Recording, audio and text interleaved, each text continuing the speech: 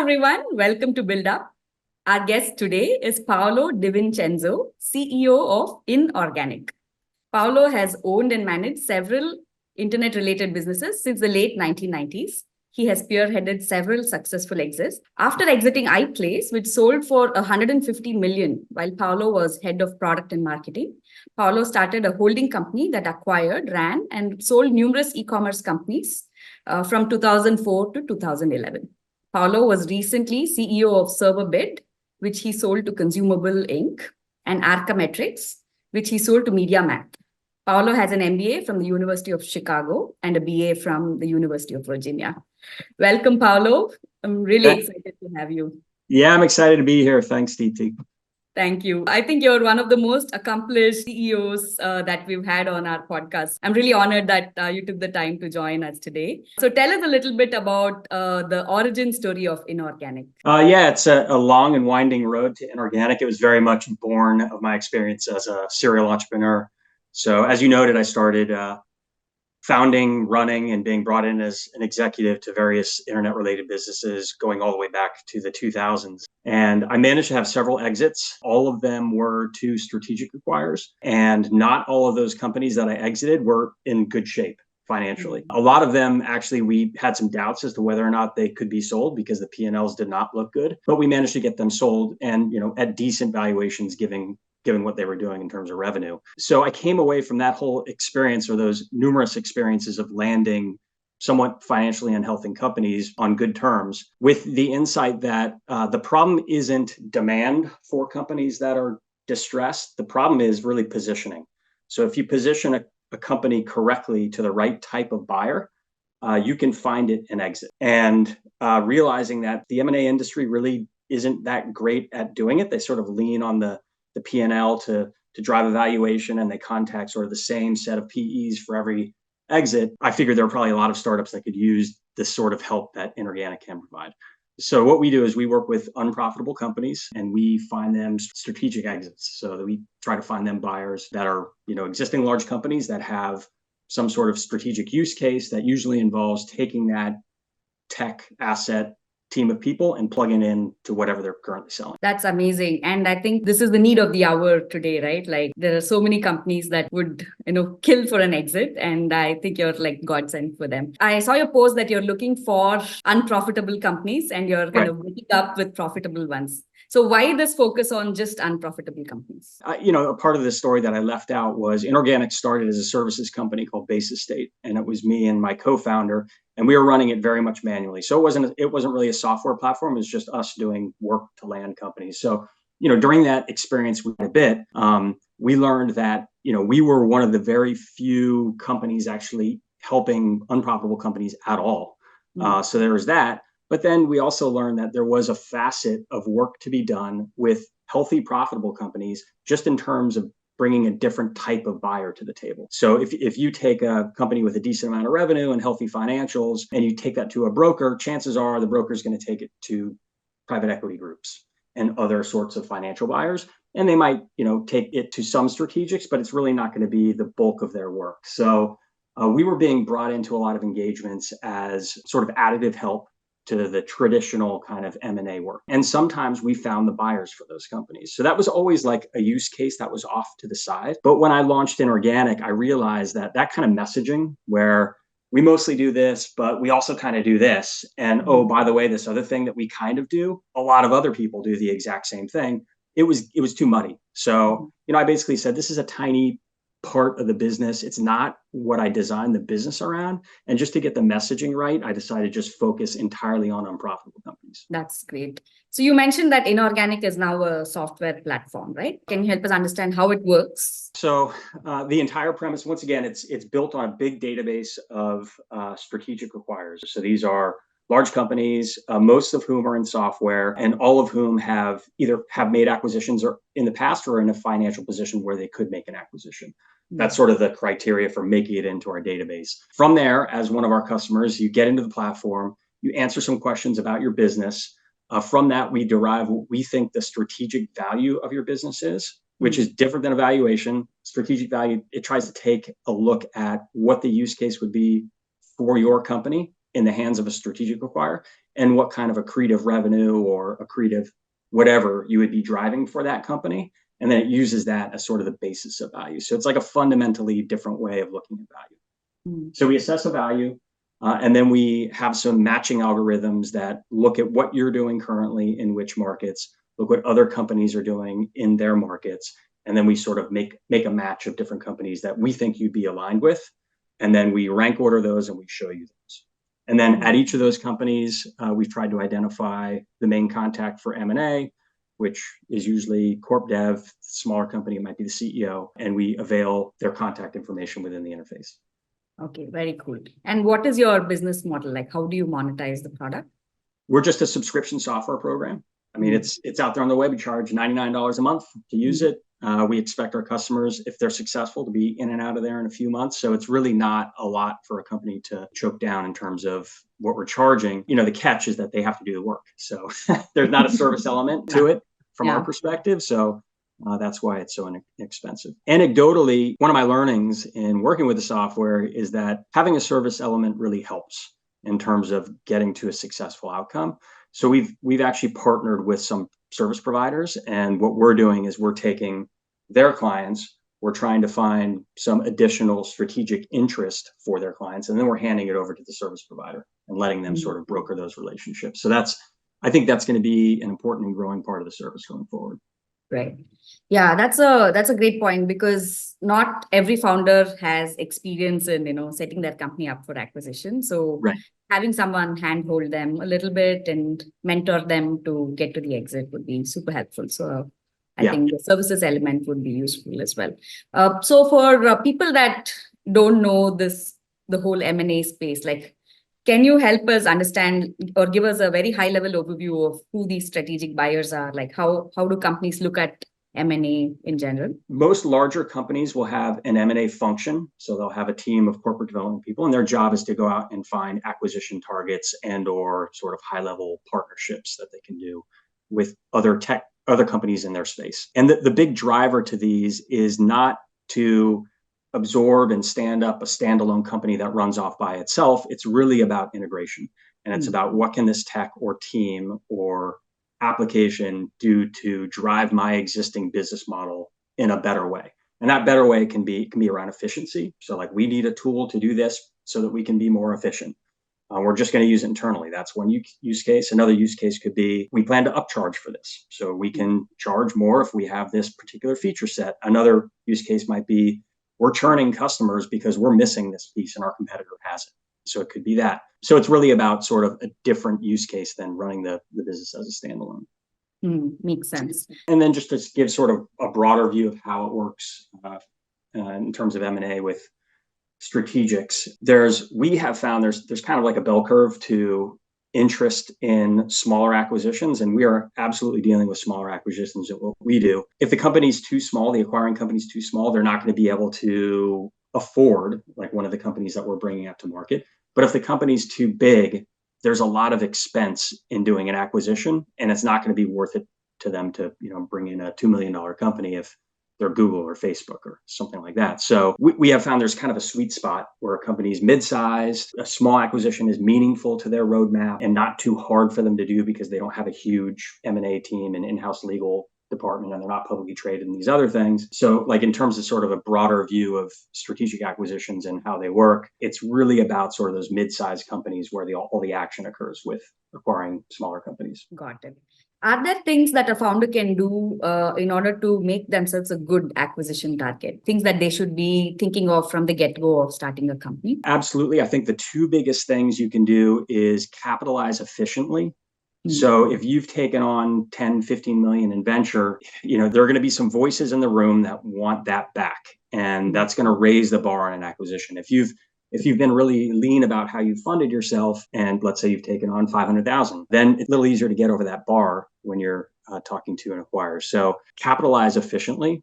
That would be one thing. And then the other thing is partner early. Of the acquisitions that I've had personally, all of them have come from companies I already knew.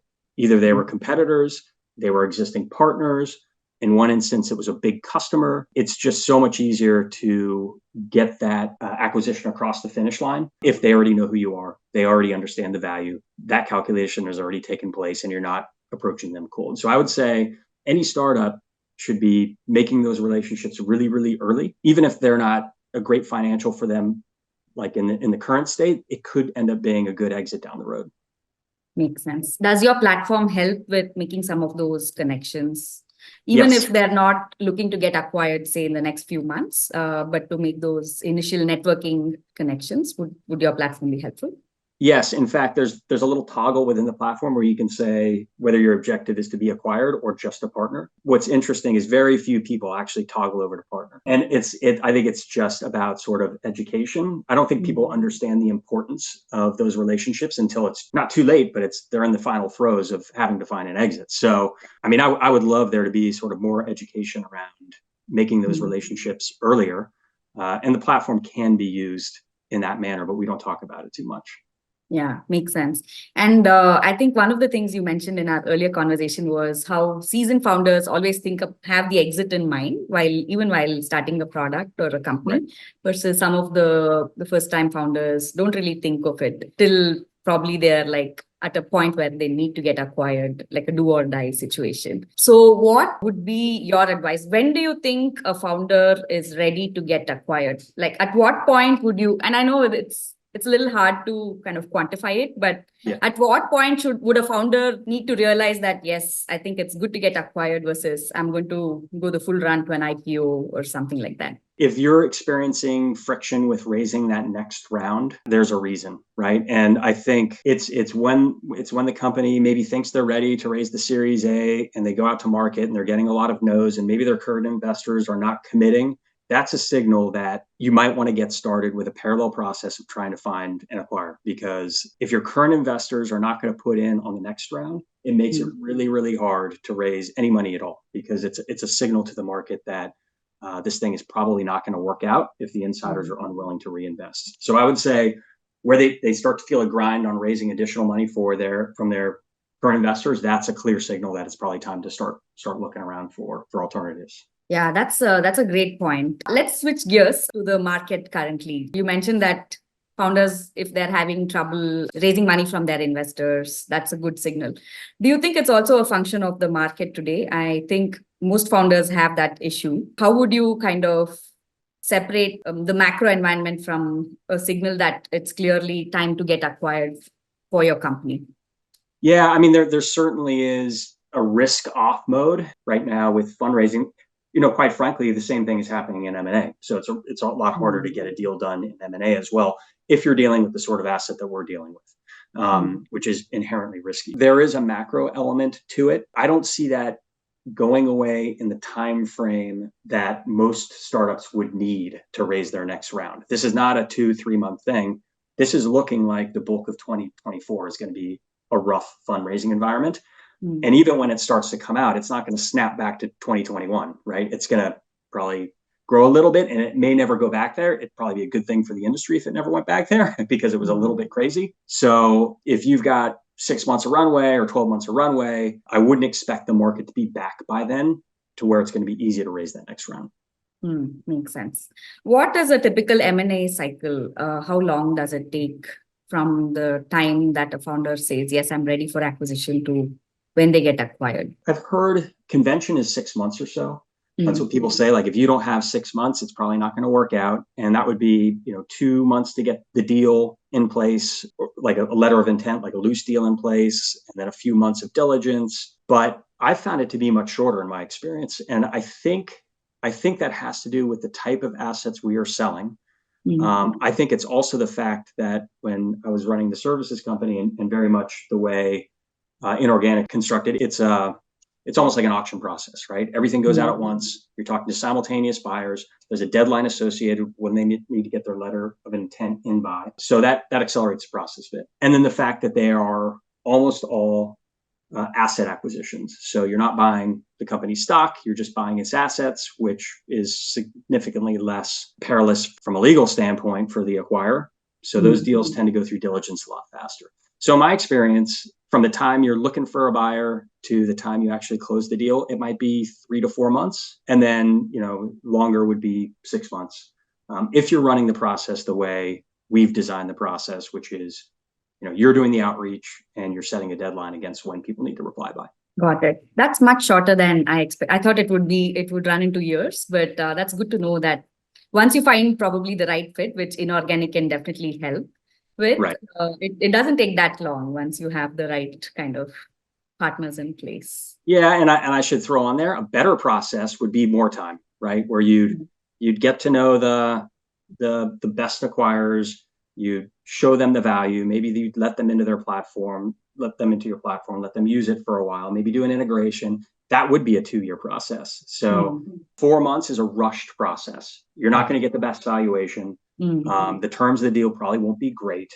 And so a much better way to do it would be to expect much longer and take your time. Got it. So are you seeing a stark difference in how companies are being run today in this market versus, say, 2020, 2021? Do you see there are more companies coming up for acquisition now? In terms of M&A, like, to be totally honest, I wasn't so involved in it where I would notice a pattern back in the early days. In terms of the way companies are being run, software companies, absolutely, like, it's completely different.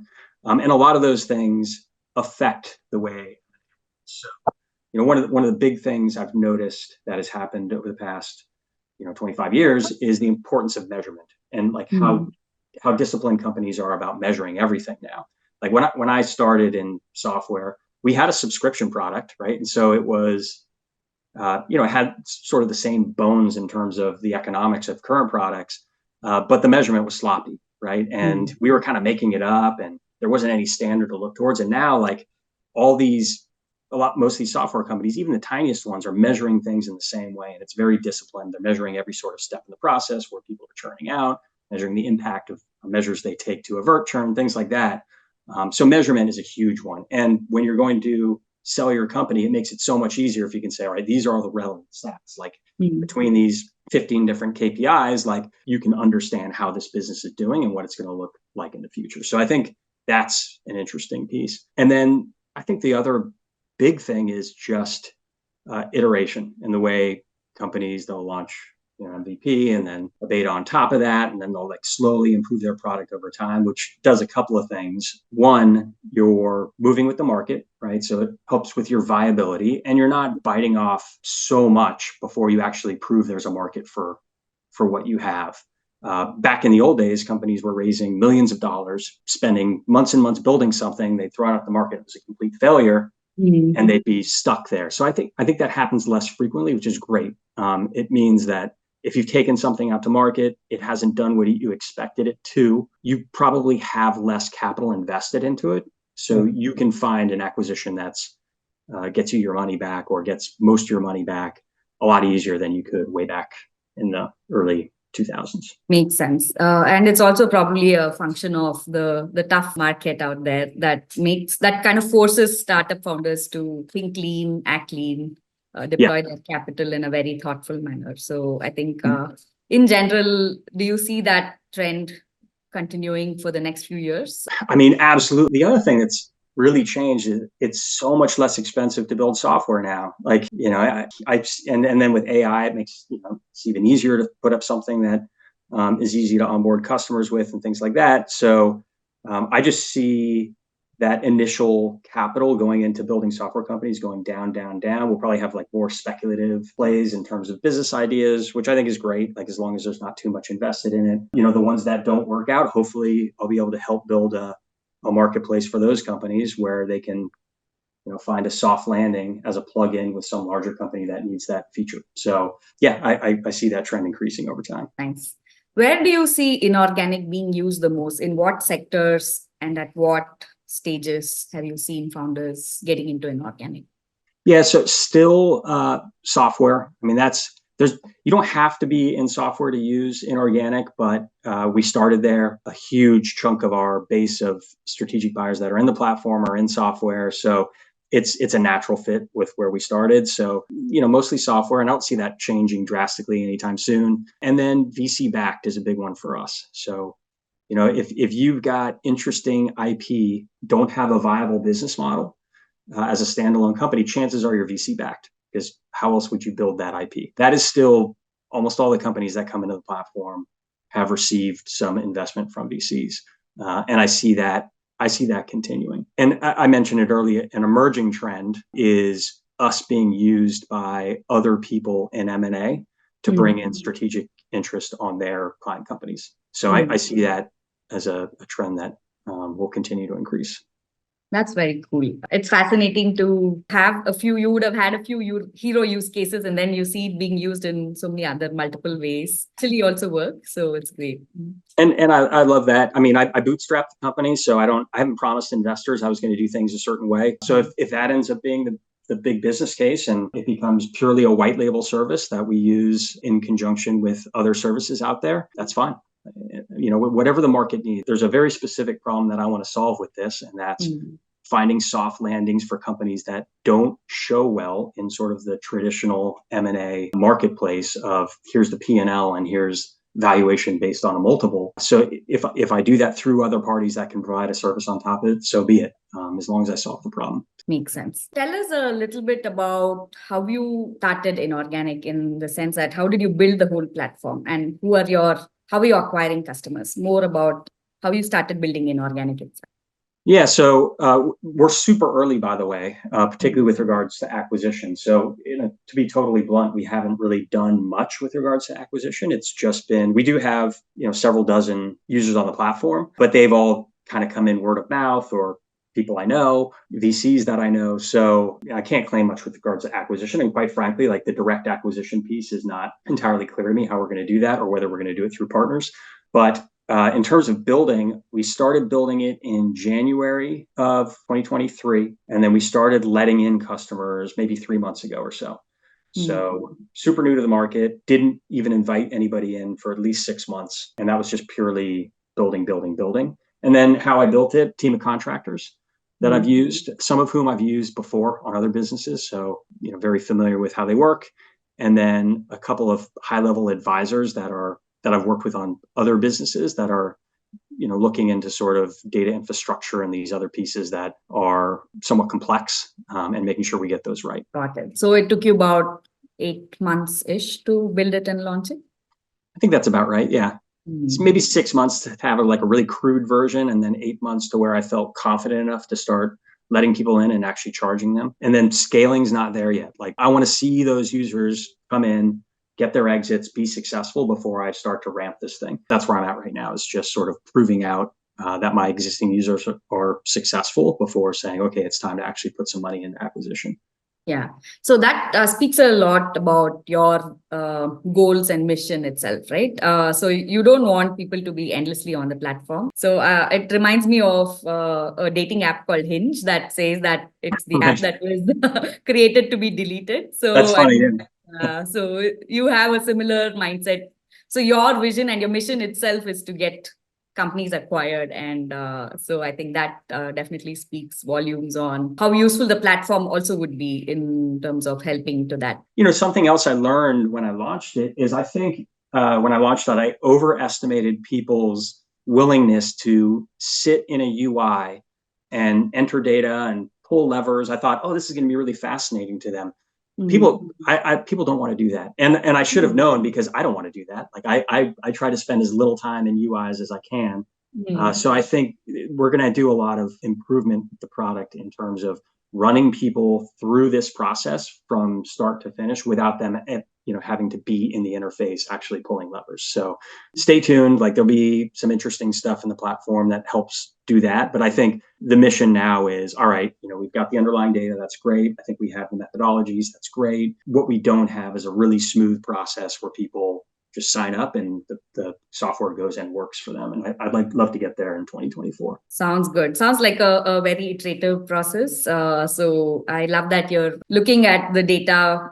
You launched it, you're looking at how people are using it and coming up with better ways to help reach that goal. So I love that. So what is your vision for Inorganic? I would love it to be sort of the strategic acquisition underpinning to the subscale M&A industry. So anybody who's dealing with startups, Anybody who's dealing with smaller companies, they have their bread and butter, which is these financial buyers, people who come in, buy these companies, run them standalone, be it like micro PEs or other sort of entrepreneurs. And then I would like to be underneath those platforms, feeding strategic interest in. And to me, it serves two functions, right? You find all of a sudden those people who are servicing profitable companies can now service unprofitable companies. That's great. They get additional interest in their listings or their clients, which helps with valuations and might bring some better exits for their companies. That's also great. And then on the buy side, I feel like there's an appetite out there for software companies in particular to accelerate their roadmap. And this gives them a great way of doing it versus building everything from scratch or having it sit on the roadmap as a lower priority indefinitely. And acquisition is a great alternative to that. So I think it also solves a problem you don't hear a lot about, but it's really sort of software industry's need and hunger to move much faster than they're currently moving. That's awesome. I think Inorganic definitely is a platform that every founder should try out. So I'm glad that you're building it. It's in capable hands. Thank you so much, Paolo. And any advice for founders that are looking to get acquired or even looking to start a business today? Just the two I said earlier: capitalize efficiently.